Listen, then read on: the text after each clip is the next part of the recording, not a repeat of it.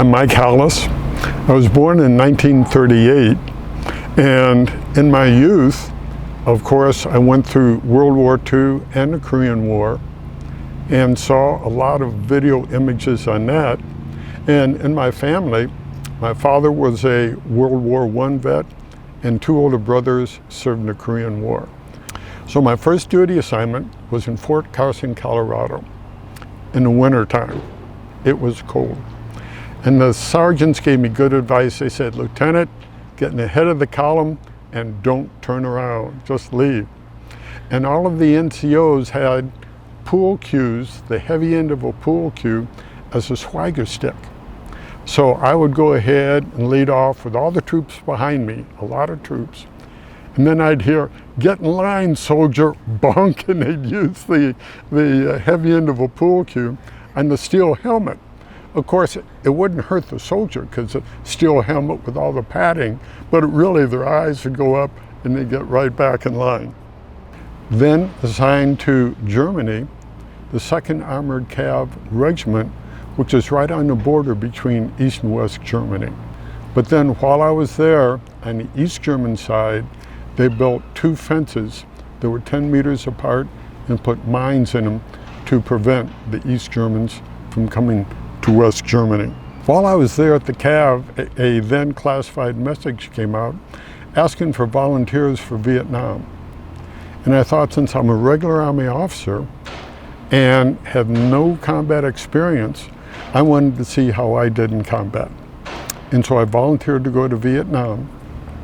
So the job of the infantry, and I was the only American in a Vietnamese company, chopping our way through mountainous jungle for every day. We'd hack our way through the jungle. When we'd find a trail, we'd stop and we'd ambush it. Then when the enemies would come through, we would ambush them, and then we would continue on. Quite an experience for combat in Vietnam. I did realize that in combat, close combat situations, I could keep my head. I didn't have any of the problems.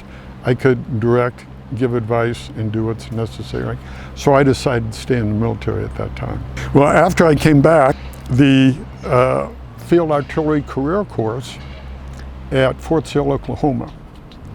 One of the best times of my life. That's when I met Jenny, my wife. She's my soulmate. And she's taken care of this old soldier for 59 years now. It has been wonderful.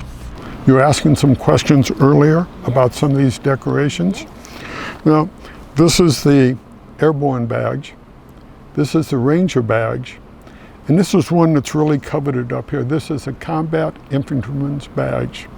So only those people who are in combat as an infantryman in frontline combat is awarded that particular unit. This badge is an Army staff badge, and after 1 year of surviving duty on the Army staff, you're awarded that badge.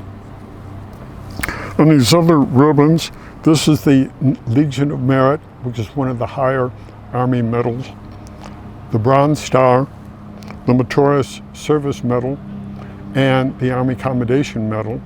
And these little devices on them means that there were 2 awards of those medals. And the rest of these ribbons were for various places assigned. Right now, even though I'm 85 years old, I am a veteran service officer with Disabled American Vets.